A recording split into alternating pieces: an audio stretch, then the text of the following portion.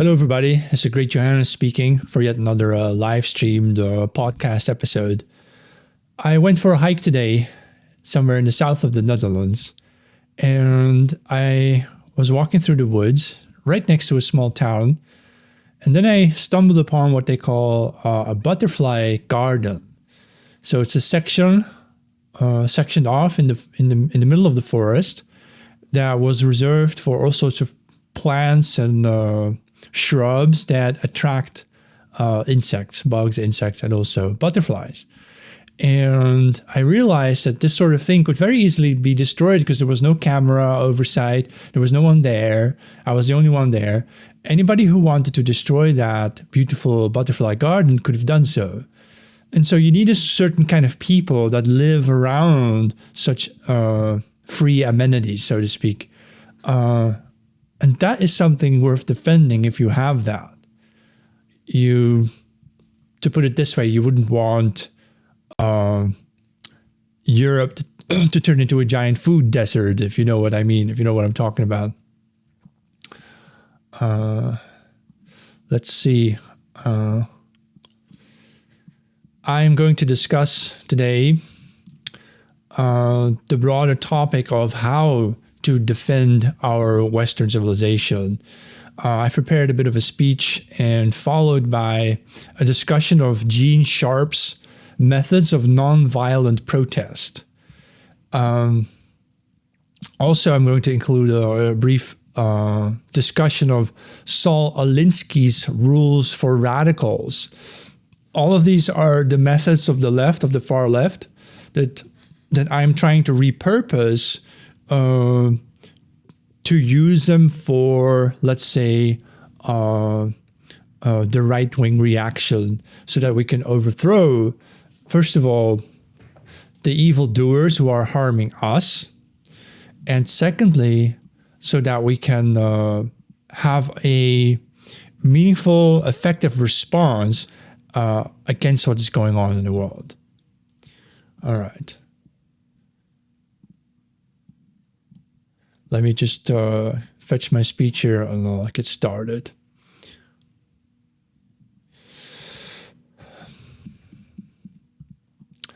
Radical leftist students sometimes occupy a university building.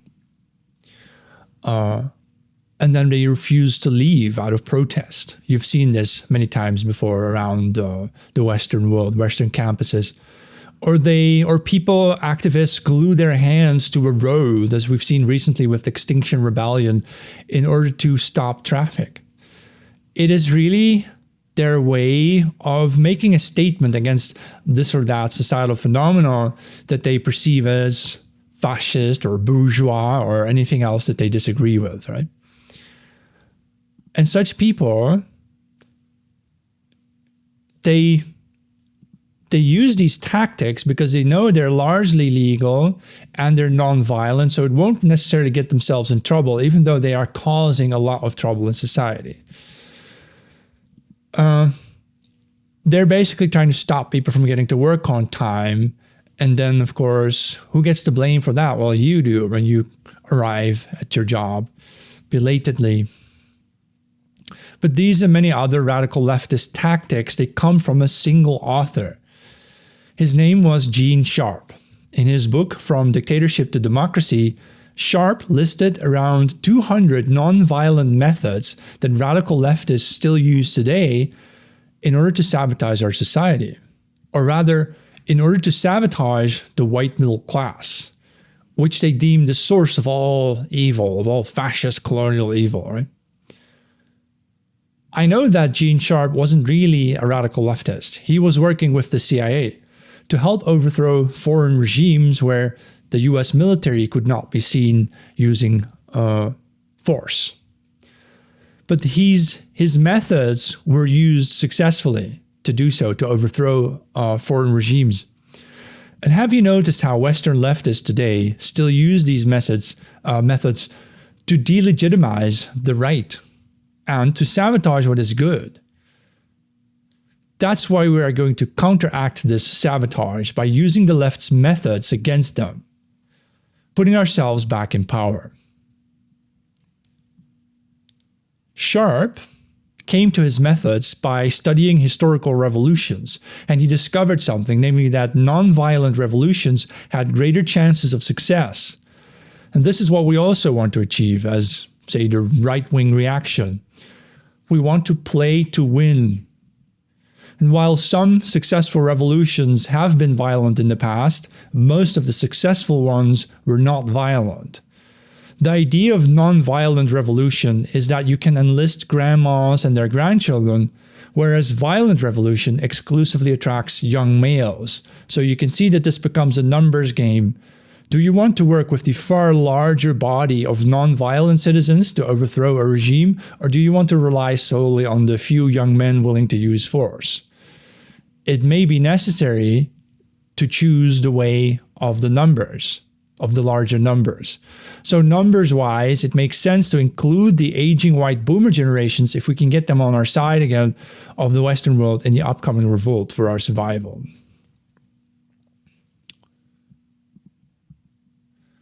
Instead of fighting the enemy head-on, we should focus on taking away their speech, for example, just the way they do to us. They take away our speech with speech laws. We should mock our opponents the way they mock us. If you've seen programs like the Colbert Report or the Daily Show with Jon Stewart, that was an almost systematic, written out, like organized way of mocking the opposition, mocking the right-wingers, basically. And so these tactics, of course, are precisely the sort that we on the right have fallen victim to for far too long. And it's time to return the favor. We can use the methods of the left against them, and so pave the way to further our ethno-nationalist interests. But before I go over these many methods by Gene Sharp, I'll first give you our 10 commandments. I call it the 10 commandments of the right. This is actually a list of sort of attitudes originally developed by another radical leftist author, namely Saul Alinky, once a favorite of Hillary Clinton. He had written a book titled Rules for Radicals. And in that book, Alinky fantasized about overthrowing the white middle class because that's where he believed the power and the wealth was. So you gotta imagine these leftist activists, they've been studying us at university grade level to figure out how to harm us, how to undermine us and subdue us and subvert us. None of this is coincidental. So I've edited Alinky's Rules for Radicals into the 10 commandments of the right as follows. Intimidate the enemy. Make the enemy think that you have more power than you really do. Image matters here. 2, use what's familiar.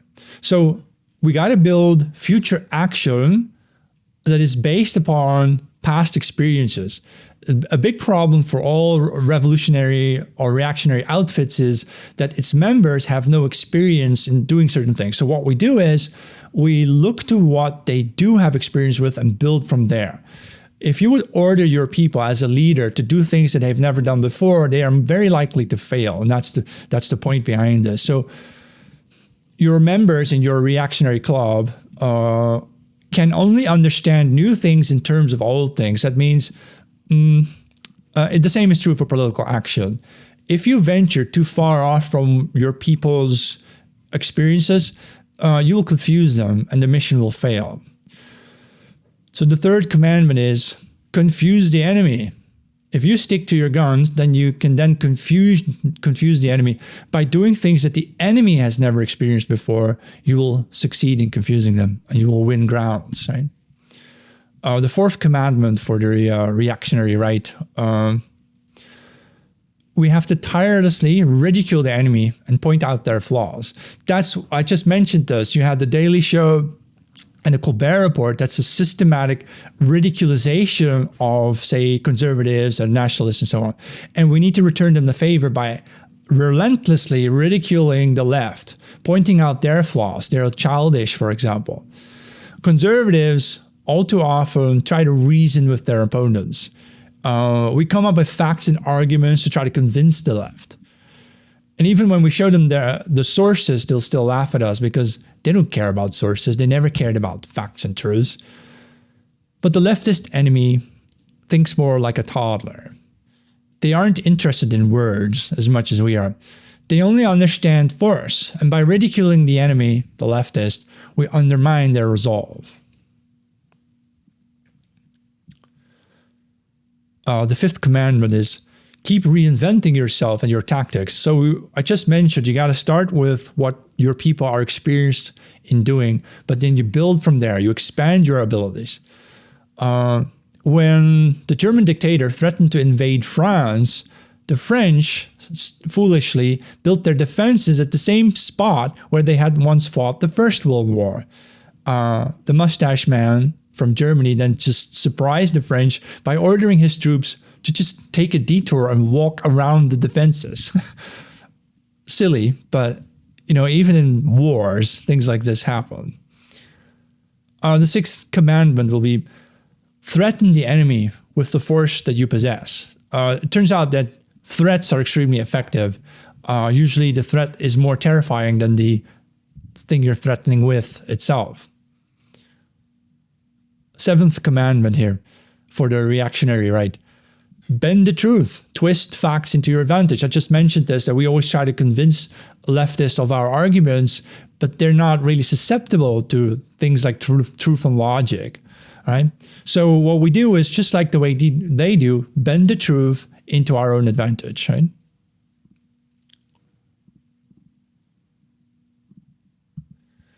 Use anything the enemy says to our own advantage. That's the point here. The eighth commandment is act first and provoke the enemy. By forcing the enemy to respond to our initiative, we put ourselves in charge of the situation. The ninth commandment is prepare yourself. Come prepared. Work through different scenarios in order to thwart the enemy's plans. The point is that we need to know what our next moves are going to be.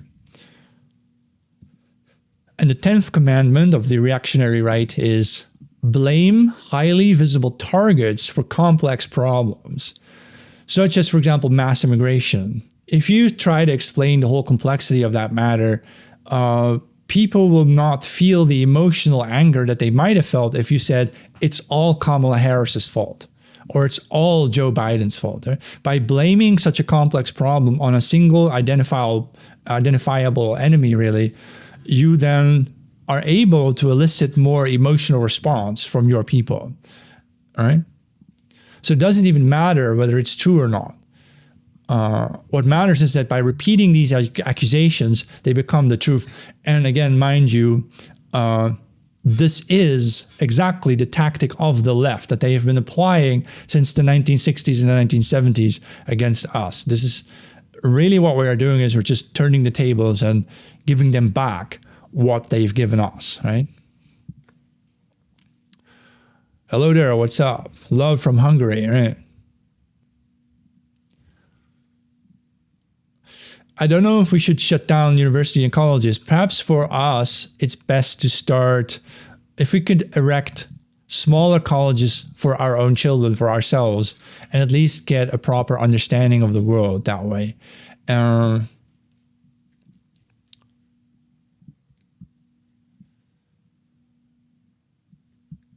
So now let's move on to what I introduced it earlier, the methods by Gene Sharp.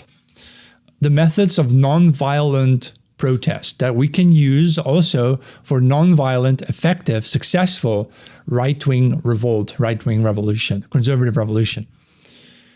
I have reworked some of his original 198 methods into a list of methods that I believe are conducive to our ethno-nationalist cause. And I want to start off with a note. See, these methods of what are effectively leftist action, leftist protest methods, they nowadays can be used hand in hand with social media. Almost everything that I'm about to describe can also be recorded as a form of a skit. It doesn't even have to be real. It could be just a skit that you record with a friend in your living room, basically making a mockery of the left. And if videos like that go viral, just like memes, such skits could delegitimize the whole left in the eyes of everyone, really. Learn from Texas. Yeah, I'm from the Netherlands. Yeah. We need to cut off foreign entities and governments funding our universities. Yes, that implies basically ending diversity, really, and saying our universities in the West are not meant for people from all over the world. They need to educate their own people, right?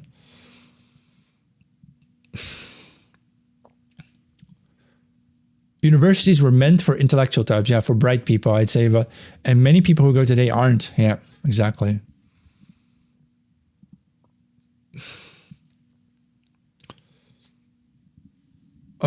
We hope you'll have on Daniel Clark again. Yeah, I might do that. For now, I'm actually looking to expand the people I talk to. And then once in a while, when say a new topic comes up, I would talk to Daniel Clark because he's an expert, right? So I'm trying to find more people. And then, of course, I will sometimes cycle through the same guests more frequently than others. Yeah.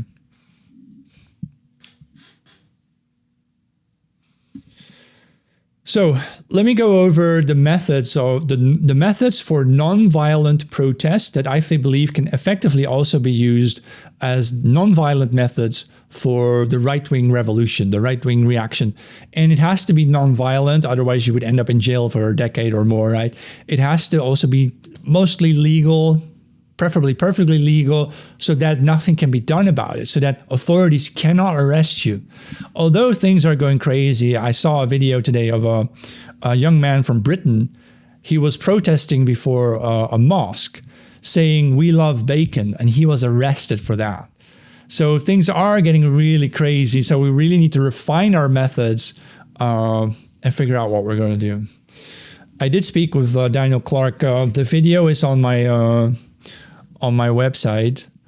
Here you see the links. You can go to my jmk.info. It's my Substack. And then you got to click through the opening screen, and then there's a menu tab called Collabs. Click on that and you'll find my interview with Daniel Clark and several others. I've done other interviews in the meantime as well, right? Oh, I was outside a migrant hotel. Okay. Well, that's really bizarre, man.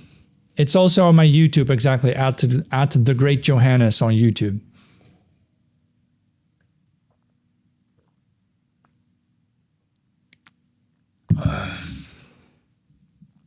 All right.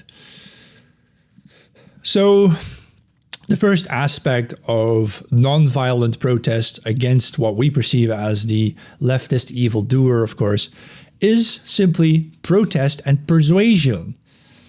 And that starts here with doing formal statements. They come in the form of public speeches, which is what I intend to start doing soon. They come in the form of writing letters of opposition or support. You know those letters that they sometimes print in the newspapers? We can do that. We can have like conservative leaders writing a letter, a statement about, a joint statement about, say, diversity or mass immigration, just to get the message out. And of course, you can have lawyers look at these texts to make sure that they're not hate speech and whatever, right? But have very cleverly formulate your letters and so on. You can send out declarations by organizations and institutions. Now, it is so that in our time, most institutions are governed by leftists, right? Leftist liberals. But some departments and some institutions are largely controlled by conservatives. They could send out statements. They could have a declaration, say, we declare this and that. Our position is that we feel that our university has become so diverse and has lost its character, and this is detrimental to our students' accomplishments or something. You can come up with things like that and start doing that, right? It's necessary that here you see that many different people in our movement, each occupying different places in society, we can all contribute our little bit, our 2 cents in order to succeed, right?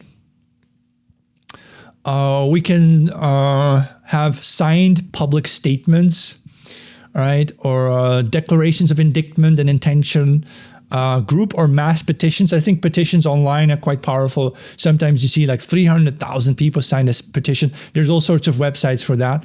But you see that what I'm reading here are the methods of the 1970s, really. But you see that by now we can use modern technologies. Oh, wow. Somebody sent me a galaxy. Wow. Thank you very much.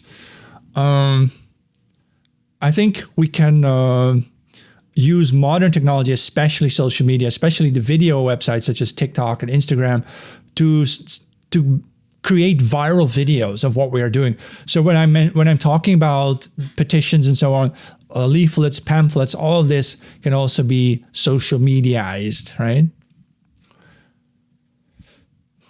All right, we can also write our own newspapers and journals, or basically what nowadays would be like a Substack newsletter. You can gather your supporters there and keep sending out your message. And here's an interesting one: skywriting and earth writing. You know what you can do? You can rent a small airplane and they draw phrases in the sky, right? You could do something like end mass migration now. Costs you a lot of money, like, I don't know, $1,000 or so, end mass immigration. And you can have that shown in the sky. And what are people going to do about it, right? They'll just have to see it. But again, these things have been done to us on the right. They would say like, well, not off the top of my head, but you can have all sorts of nasty messages that they've thrown at us in the past, right? All right, then we come to a category of protest and persuasion called group representation. Deputations, for example, sending a group of delegates to attend formal events. Mock awards, I kind of like that one because you can do that on TikTok. You can have someone dress up as Kamala Harris and then you give her a mock award for worst president or worst presidential candidate or worst politician ever, right? I mean, they do this with Donald Trump all the time. They make a mockery of him in South Park and so on. We don't control that kind of media, right? Hollywood media, right? But we do control TikTok and we do control Instagram, right?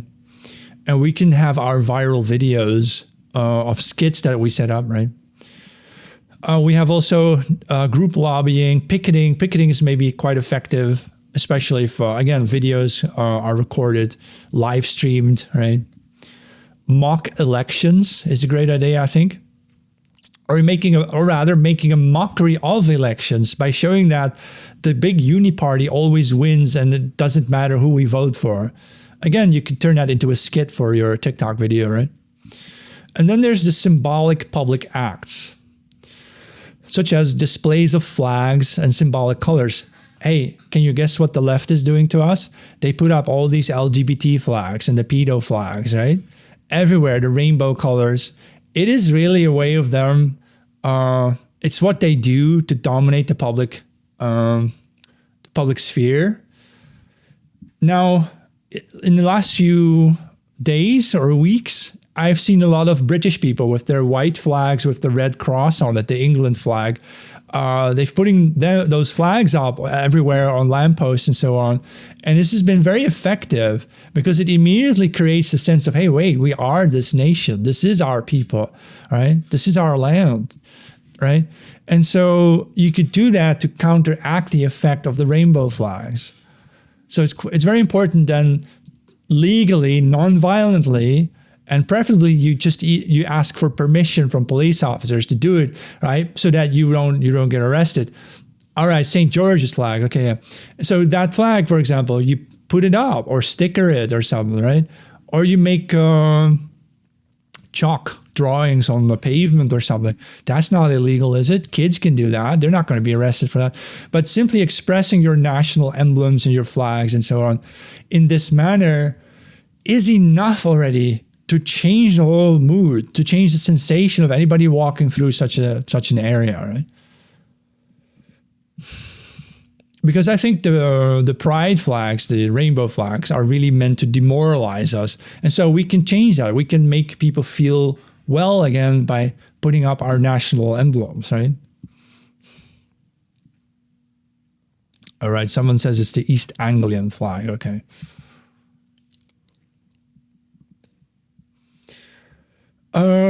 And the same goes for wearing symbols. You can wear legal, proper symbols on your clothing. There's something really effective that the brown shirts used to do in the 1930s. They would dress up with their brown shirts and their insignia, and they would attend lectures at universities. And they would just sit there. Even if it was just one of them, they would just sit there and listen to these leftist communists speak. And simply your presence there, wearing your symbols, is intimidating. And it is a way, it is a sort of psychological victory over the enemy, right? Things like that actually matter.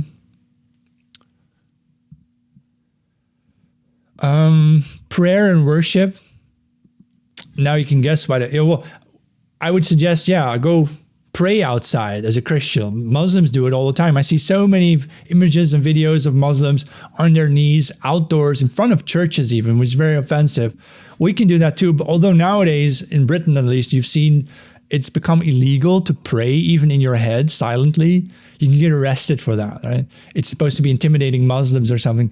But other than that, this is a great tactic to claim the public space as our own, or reclaim it rather, because it is our own, but we have to reclaim it from the people who are trying to basically sabotage us, right? Yeah, on my channel, people on the left are absolutely the enemy. Yeah, so maybe you don't feel welcome here.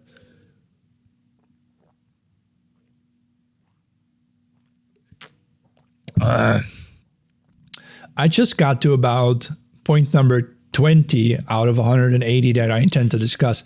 This could be a bit of a longer live stream, so I'll speak a little bit slowly or to spare my voice to see if I can go through the whole thing, because I think it's useful to do so.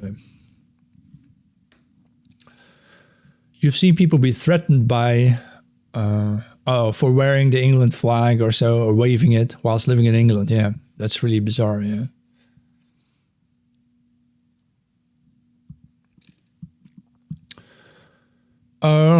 Another tactic is to deliver symbolic objects. For example, you could create a miniature replica of the White House and you hand it to somebody who's dressed up as a communist, right? And make a skit out of it for TikTok.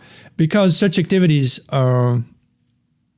they make a mockery for what it is. If you show symbolically the White House is basically sold off to a corporation or something. You can do dress ups. I thought of this myself. This is point 22. Imagine you are workers being replaced by immigrants, and you actually have to train your workers. Why not show up to work, all of you dressed up in fancy, formal evening attire with a bow tie, for example, to silently communicate that you deserve to be treated a lot better than to be replaced and then having to train your own replacements. I know this happens around certain companies at Disney or Microsoft, right? I know you don't want to go to jail. That's why we're trying to think of nonviolent, legal ways of sending a message to let the powers that be know that you're not treating us right. This is not acceptable, right? I love Stone Toss comics. Most of them are pretty good.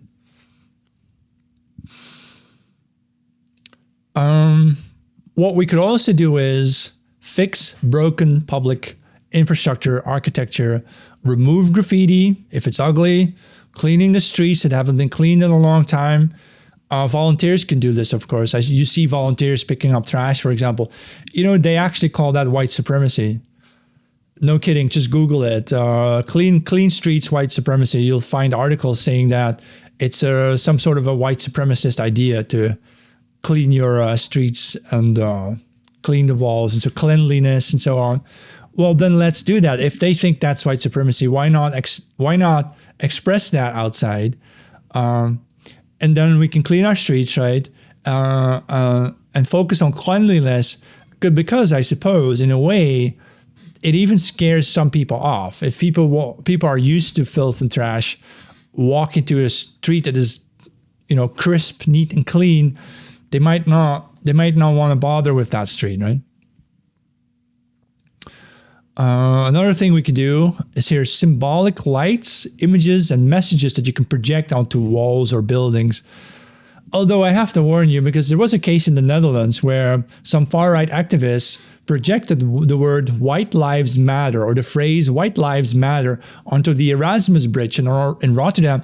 And the leader of this outfit that did that was sentenced to jail for 6 months. 6 months. You know, you can rape a girl in Rotterdam, you get 4 months. But projecting White Lives Matter on a bridge gets you 6 months in prison, right? That's really extreme. So you have to watch out with what is or what isn't legal. Maybe a better way to deal with it is to express the opposite and say something like only Black Lives Matter, which is the inverse of White Lives Matter, right? But by doing the opposite, you might not get arrested, but you will force people to think about it, right? Oh yeah, I've heard of this in the Netherlands. There was a man from some sort of active club called the Geuzenbond who was arrested. I don't exactly know what for he was arrested.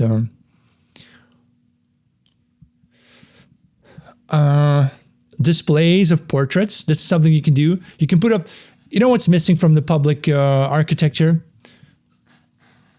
Portraits of our heroes, of our leaders and generals, the ones who won victories for our peoples, the ones who are the reason why we are still here. You could produce small stickers or something, and so far that's illegal.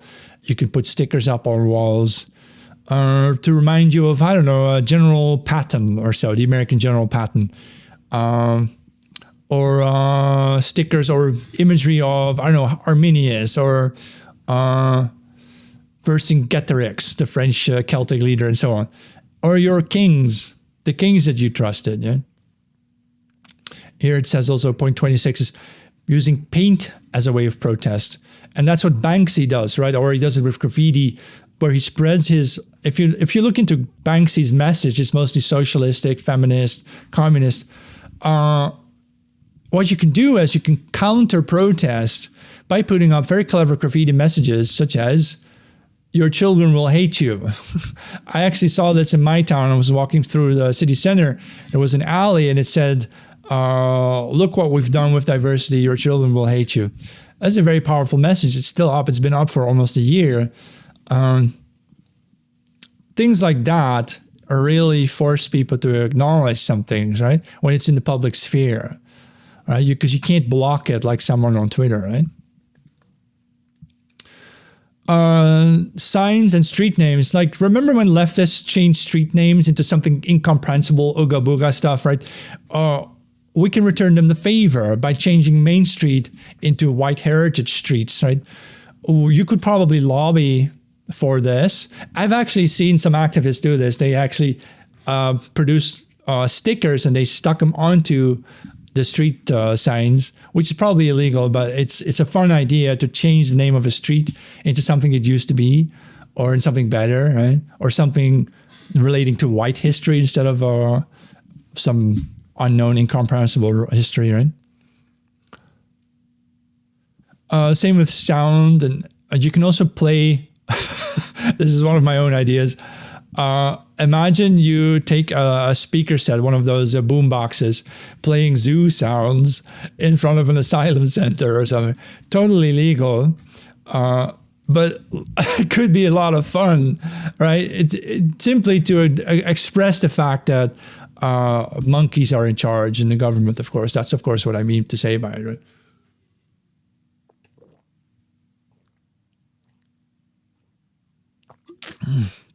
Man, I need to drink a lot of water. Yeah, we've been blinded by the liberal agenda. Yeah. All right, famous graffiti that says they hate your culture, the language.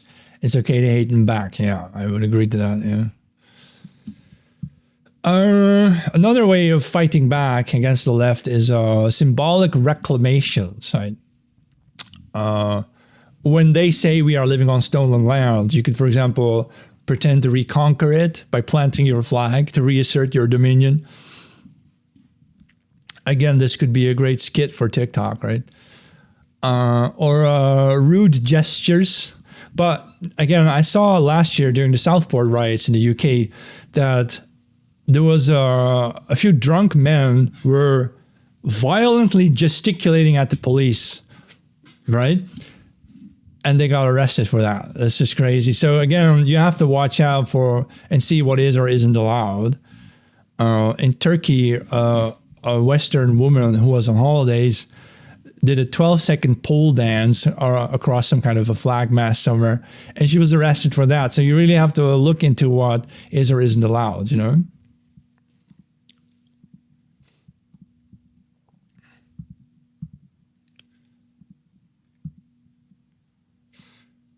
Also, you can put pressure on individuals, such as haunting officials. And this is a method of following public officials around without getting too close or interfering with them. But I've noticed something. I've noticed that leftist journalists often use this tactic. They will follow a conservative politician around. Have you seen those videos where the politician is followed by journalists and the politician doesn't say anything, but the journalist keeps following them because it's outside, right, in public streets? Yeah, that's haunting them, man. Haunting officials. It's a very nasty thing to do. It can be very intimidating, but that's exactly the sort of tactics that the left have always been using against us. And it's time to return them the favor, time to let them feel what that's like, right? You can taunt officials by provoking them in an insulting or contemptuous manner. For example, you could, for example, have a guy for fun dress up as a woman and then propose to the president of France to see if he'll marry him, right? And things like that are extremely offensive, but also very effective, I think, in getting a message across. You can also do vigils. I think vigils can be very powerful when you do them around, say, pro-white landmarks, statues of our heroes, and so on. Again, you'd have to check with your local laws. Do you need a permit to be allowed to do a vigil? I mean, things are getting crazy in our world, but at some point you need to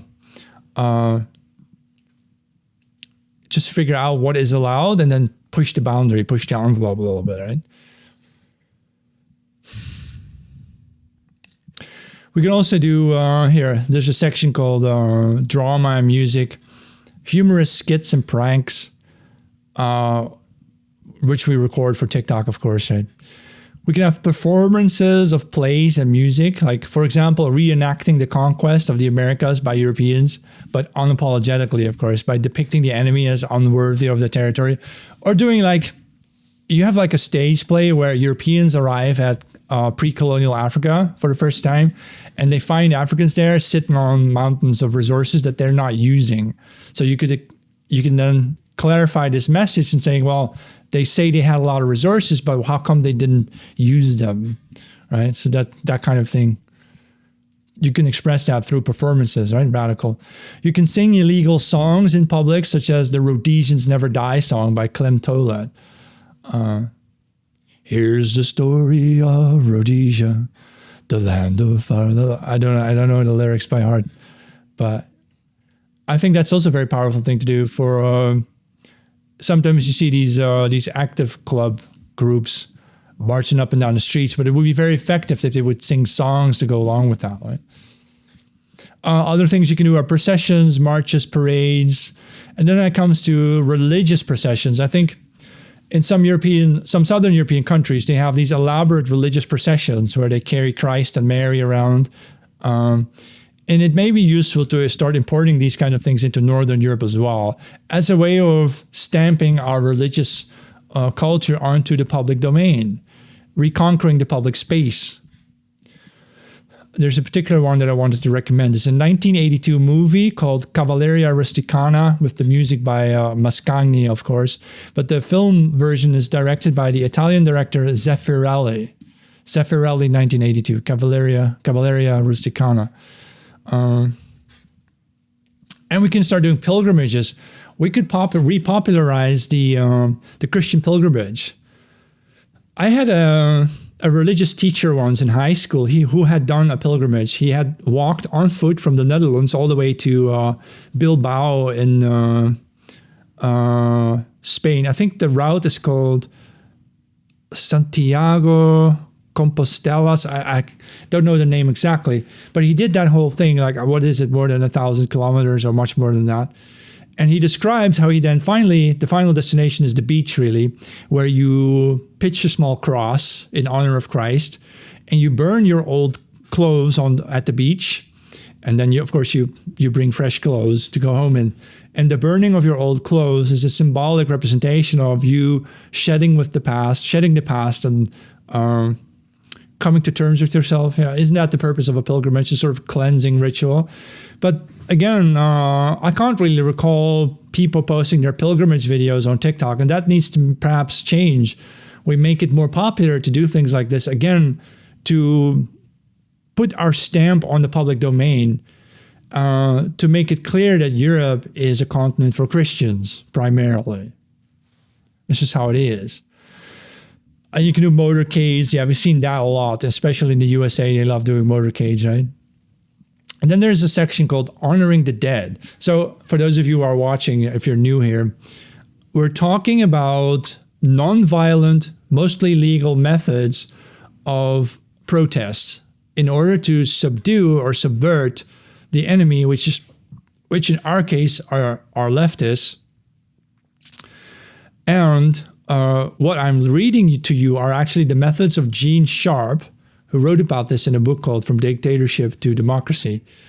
And these methods were developed around the 1970s and have since been in use. They have always been used against us on the right. So it's time to turn the tables and return them the favor. Yeah. You can do political mourning.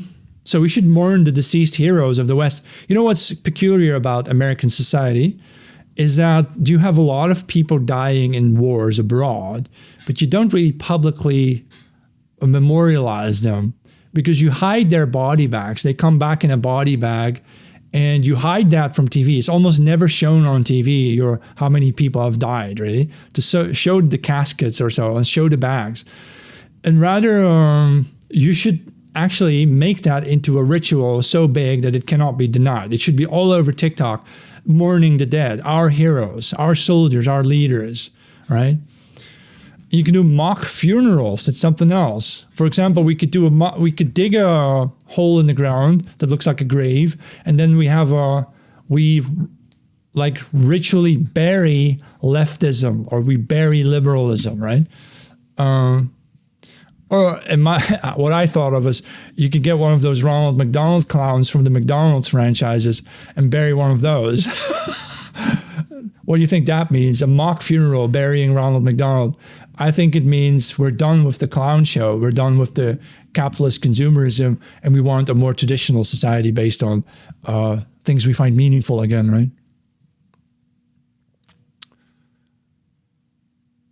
You have the cemeteries, but you don't really show them that often. You don't ritually remember them, say, on TV, especially not when you have like another 1,000 dead coming back from Iraq or something. You can also have demonstrative funerals. Is when, say, one of our girls has been raped and killed, 100,000 people should attend those funerals as a form of protest, all right? Or you should have million-man marches to show up to such a girl's funeral. We don't really do that in the West, right? But we should, because by showing that force, you intimidate anyone who ever tries to touch our people again. You will also have homage at burial places, like wherever our people have fallen, we should leave behind our flags and flowers and so on. And we kind of do that, but I think not often enough. All right, we can also have public assemblies of protest or support, protest meetings, camouflaged meetings of protest and so on, and teach-ins. Those are like informative lectures to educate our right-wingers who normally don't read books. This is a point of point of concern because it's real, right? I happen to read a lot of books, but a lot of the right-wing guys don't read a lot of books. So it's important to talk to them and to inform them verbally, which I think is fine because I think their ears are fine, right?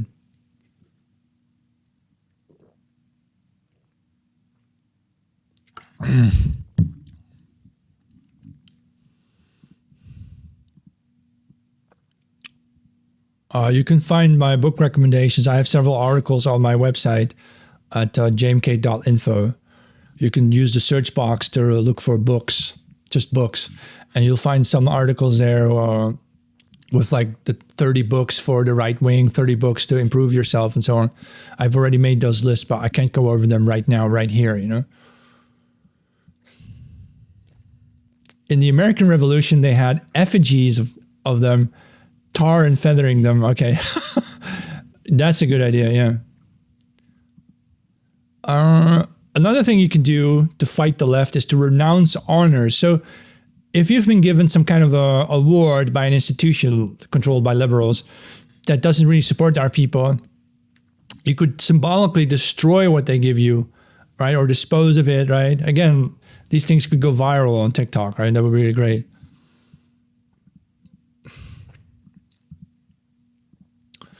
You can turn your back to people who don't support us. Like, what you could do is, with a large number of right-wing friends, you can go to one of these leftist meetings, and when the speaker starts speaking, some liberal, you stand up and you turn your back to them, and you don't say anything. What are they supposed to do? You know, that's what I mean with non-violent, mostly legal protest. You do it in a way that is very, very effective and very visual. Then there's all sorts of methods of non-cooperation. So when liberal institutions demand you do something like attending a diversity training, you can keep quiet, you can avoid those, you can stay at home, right? You can have all sorts of ways of dealing with that. And then there's this one, it's called the Lysistratic non-action. You may have in recent times heard about the sex strikes. So these liberal women, right? They say they won't have sex with men anymore until such and such, which is ridiculous, of course, because none of them really stuck with the plan. What you could do, however, is just for fun, reverse the roles. And you have a bunch of right-wing conservative men say, we're not going to have sex with women anymore, ugly women, because you're nasty until, and we won't have sex with you anymore until we abolish liberalism or something. I mean, it's just a joke because you're not really going to do that anyway. But to get that message across in a viral manner across social media, that would be loads of fun to watch them explode, right? It might reach the newspaper headlines or something, right? Yeah, we were just talking about the English flags. Yeah, that's a great idea. Great example of a peaceful, nonviolent protest with a great visual value, right? You can do excommunication, like so just remove people from your social circles to start with. If you have friends who are overly liberal and you've noticed that for years they're never changing their mind, why are you still friends with them? Just cut them out, you know? And you can do the same with your soccer club. If there's one of these weird communists in your soccer club, just throw them out, you know? You can also, let's see, ignore these institutions. You can suspend your sports activities. I just mentioned that. Boycott social affairs. You can do student strikes, social disobedience, withdrawal, right? Staying at home is a powerful one, right? And just non-cooperation and so on. Here's one that's also very popular in our times called sanctuary. This is the idea of safe spaces. You know, the whole idea of a safe space is for these leftists is that they can withdraw into a safe space where they are no longer affected by the evil authoritarians outside. Right? But we can turn that around on them, right? We can also create mock safe spaces where conservatives gather to protect themselves from the evil totalitarians outside or something, just to show them that they're being crazy. They're just fools, right? For example, you could demand Christian sanctuaries at every university, a little mini chapel or something. Yeah. Sanctuary cities aren't safe at all. No. People are running away from those. Collective disappearance. If you have a large group of people, you could just walk out. A fun thing to do would be to go to a Jordan Peterson event, and when he starts talking about how much he loves Israel, you all get up and leave. That's a powerful message. You know, what are you going to do about it? You can also protest emigration by walking out. Yeah. Oh, protest emigration. No, it's more like, this is really serious. Like, you could like leave your town and literally move to another town in large numbers, or leave your state for another state in large numbers. and see how your governing bodies feel about that, right? And then here's a whole list of economic boycotts. Of course, stop buying from the enemy, right? Consumer boycotts, non-consumption. So you've bought something, but then you just don't use it. Austerity policy, rent withholding. This is a powerful way. Yeah. Rent withholding used to be a strategy in the Dutch city of Rotterdam during the 1970s, because people would pay rent into a foundation they set up together, but they wouldn't send the funds onto the landlords until the landlords, basically they wanted to force the landlords to fix all sorts of problems. If they wanted the money, they needed to fix things first, right? You can also have the refusal to rent, but look, that's already happening anyway. Refusal to rent, that's the whole van life movement, you know? We have so many young people who can't rent anyway, so why would you want to pay $2,000 or more or euros in rent if you can just live in a 2,000 euro costing van or something that you converted yourself, you know? All right. And then there's a whole list of the boycotts. I think those are a bit duplicate here. National consumer boycott, you know, the workmen's boycott, producers boycott, you know, all sorts of boycott, middleman boycott, whatever. This is a bit overdone. So I'll skip through this section. Then Gene Sharp included the whole section about strikes, but I'm not so sure about strikes. That's like refusing to work or something at your factory or whatever. Problem is they'll just replace you with immigrants if you do that as white people. So I'm not so sure about this tactic. I think, might it be better to do the opposite? Like instead of striking, you start doing a little bit of extra work, like 5 minutes to solve a small problem. The idea is that you start solving small problems in the boss's time, showing that the bureaucrats in charge are just idiots. Right? You're making them, by solving a tiny little problem here and there, left and right, you show your bosses, your bureaucrats, the politicians, that their slow bureaucratic approach is not useful, and that you should just allow people on the work floor to solve problems, right? Instead of waiting for a 3-month plan or so. Right? So what if I seriously think this is a powerful way of protesting the government?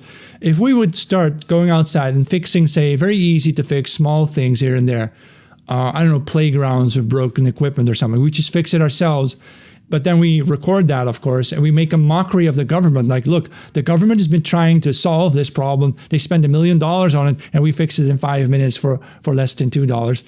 That's the sort of thing that you can do to delegitimize the government, really, right? And then Gene Sharp introduces the whole concept of political sabotage, right? Rejecting authority, withholding allegiance. Yeah, that makes sense. Like police officers who no longer feel comfortable policing white people to support diversity, you know, refusal of public support, right? Right, just some more boycotts and refusals. Yeah, we get the point, right? Disobedient citizens. That's also a great idea. Yeah. All right. I think Gene Sharp kind of milked a lot of these things. A lot of these things are a bit overly specialistic. Let's see. I'll just cut through to what I think is useful. Nonviolent intervention, psychological interventions. He speaks about fasting a lot, but I wouldn't recommend that as a protest tactic. It will just ruin your body. How about we do the opposite? How about we actually go to the gym and get strong? Yeah, you've heard that, right? Where they say that white guys shouldn't go to the gym because gym bros are what, right wing or something. No, let's just go to the gym anyway, or take your weights out to the beach or something. It's just for fun, meaning as a message, to send the message to society like, we're not listening anymore. We're not going to do what you tell us to do anymore. When they tell you not to drink milk, drink milk. They tell you not to eat meat, eat more meat, right? It's just to go against the grain. That's the whole point, I suppose. Here's one tactic I prefer a lot, which I appreciate a lot. It's called the reverse trial. Imagine you have been arrested and you've been brought to trial. Then turn it around. You start speaking to the judge as though you are the lawyer who is attacking the judge for being a loyalist, basically, to for being a loyalist to a corrupt regime, and you start questioning the judge, why are you still supporting this regime? Don't you know the politicians are traitors, right? Are you just in it for the money? And then you start talking to a judge like that. You're basically letting the judge know that, hey, you are a representative of a corrupt regime. What are you doing? What are you doing? Why aren't you protecting the people, right? Oh, someone subscribed? Okay, thanks a lot, man. That's very nice of you to subscribe.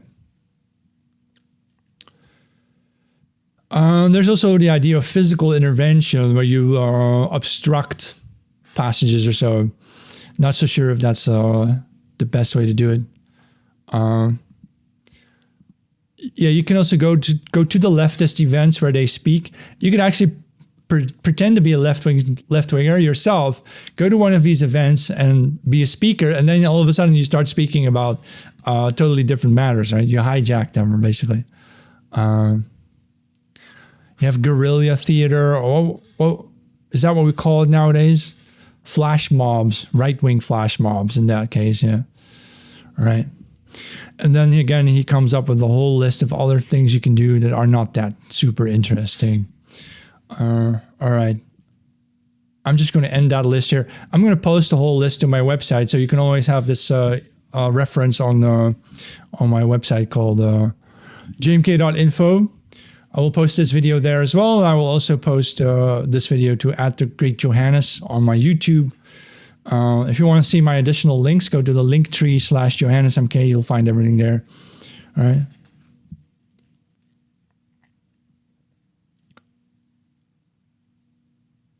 Do as in New York and California, but do it the opposite. Yeah.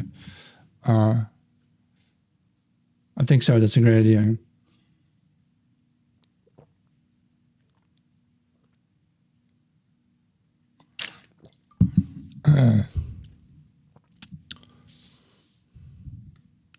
All right. Talk to you next time.